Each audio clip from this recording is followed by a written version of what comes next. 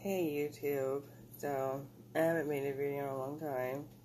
Pardon my voice because I just got over a really wicked sore throat, which sucks ass because I hate getting sick. So forgive me if I sound pretty icky. It's because like I do feel icky, but I just noticed I got a few more subscribers in the past couple months, and I think it's because of that video I posted way back when I just got into like radical feminism and was doing like a lot of inner recovery work, I guess. Well, basically right now, like I'm just kind of coming to terms with the fact that I have complex PTSD and OCD and a couple of other things. And also just today, yesterday, I went to talk to my therapist because, it's been a crazy couple of months in terms of, like, discovery and healing work for me.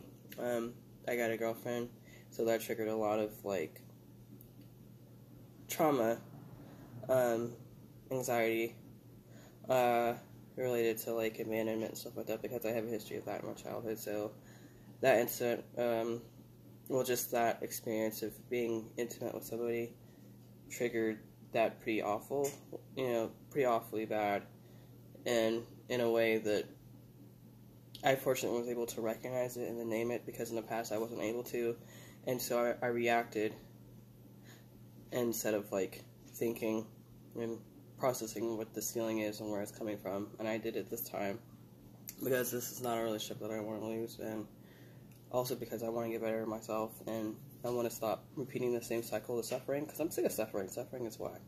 But yeah, I've been doing a lot of inner work, and I talked about it with my therapist, and, she agreed, like, you're way too hard on yourself. Like, you try to be perfect, and you're just not going to be perfect, and that's totally okay. Like, that's totally okay to just be ordinary and just be yourself. That doesn't lessen your value by any means, and, that's something that I struggle with because my perfectionism is a result of trauma and emotional neglect. So, because I thought, the only way to get love and the only way to receive love is if you're perfect, because if you're perfect, you can't be bad, and if you're bad, then you can't be loved. So if you're perfect and you do everything right, you get love, and you are loved, and that means you're worth something, so that's something that I struggle with every day. There's a lot I struggle with every day. My issues are all in my head, really.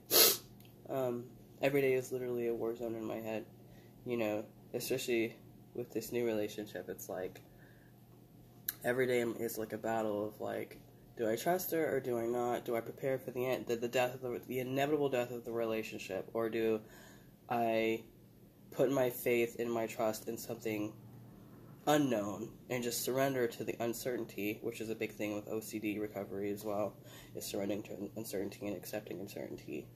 And do I accept the unknown, which is trusting somebody, as I am with who I am, and allowing them the opportunity to show that they are trustworthy to me, and also to show myself that people can be trusted, and that I can be trusted with trusting others, so it's been a real eye-opener, and, but every day is a struggle, because, there's only so much your partner can do. They can't heal if you hear a noise in the background, it's the washing machine, she's crazy, she's just going off, but, yeah, it's difficult, because as much as you want, like, a magical savior to heal you and your brain stuff, it's just not possible. Like, you're the only one that can do that, but it helps to have a support system on your side, which is what I hadn't had for about a year. It's really just been me and my therapist, supporting me in my healing, because I've been in therapy for almost a year now. So it's really just been myself, because I thought, well, healing is lonely, so you have to do it by yourself. Which, to an extent is true, but the only way you can really heal and know more about yourself, I feel like the greatest opportunity is when you're in a relationship with others, because in every relationship I've learned something about myself, and I learned what my triggers are, what I need to work on with myself. So, I mean, every relationship has provided me new information about myself, because you are experiencing that act of being vulnerable with somebody else, you know, and you just never know, like, what that's going to show you about you and about the other person, but really just about you. So, yeah, it's been a really interesting 2 months, but I'm kind of in the process of, like, finding out what my calling is, because it is so beautiful outside. But, I don't know if you saw that, but, I don't know. It's sunlight, which is beautiful. It's healthy and pure. But, and just luscious. But anyway, I was just thinking about, what I want to do, like, what my calling is. And I kind of do like helping people, like, at work, because I feel like my workplace is just a battleground of all my trauma. And it's like a test to seeing how well I can handle the repeats of these same situations. And so far I've done really, really well. I'm very, very proud of myself. I'm also very proud of myself for not killing myself, because I looked through my old journals, like, yesterday, when I was, like, a teenager and child, you know. I talked about choking myself and strangling myself. I remember those days very clearly, you know. And I remember a lot of days where I just wanted to die and thought about fantasized about killing myself. But kind of a miracle and a blessing that I'm still here and I haven't killed myself, because, you know, life is beautiful right now. And life is beautiful. Whether I'm going through shit or whether I'm not, it's still beautiful, and I'm still worth being here. And I should celebrate myself a lot more, and that's also what my therapist said. Because I don't do that enough, you know. And, that brings me back to, like, what I feel like my purpose is. At this point, I have a vague idea. Like, I'm really good at writing. I enjoy writing, and I want to do something that involves writing, but I also enjoy helping people. Not quite like a therapist, but I guess kind of like a spiritual advisor of sorts, I think. Like, people talk about light work, and they mentioned that to me before. You know, I just think, I don't know. I mean, aspects of it appeal to me, but at the same time, it's just like, I don't know if that's, like, really where my heart is set right now. But I know that I do enjoy helping people. I do like making vlogs and stuff and talking about my life. And, you know, I've been through a lot of shit.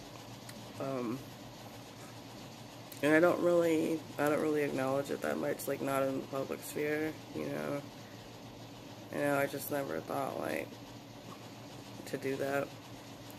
But I realized, like, I need to put myself out there, and create a community of people that are kind of have similar life stories, you know, because I don't really know anybody else that has a history of PTSD or complex PTSD or OCD or anxiety. I don't really know many people like that with a similar life history, so it's kind of just been me and my therapist. But yeah, this is just more so just my attempts at just, like, finding out where I want to be in my in my life, the next step of my life, because I am in a new phase and a new chapter of my life. My hair is so soft, but she is so beautiful. But that aside, I think I'm gonna I want to push myself to make, like, it's like one video a week, like, just talking about, you know, the work I'm doing and how I feel about my diagnoses, because I don't really allow them much room in my life. I don't really think much of them. I just acknowledge, okay, I have cptsd, I have OCD, and my life keeps going, but I don't really consider how deeply they shape my reality and my perceptions and my interactions with myself and with my personal relationships. So this is going to be an interesting journey, because that's the kind of work that I'm going to be doing.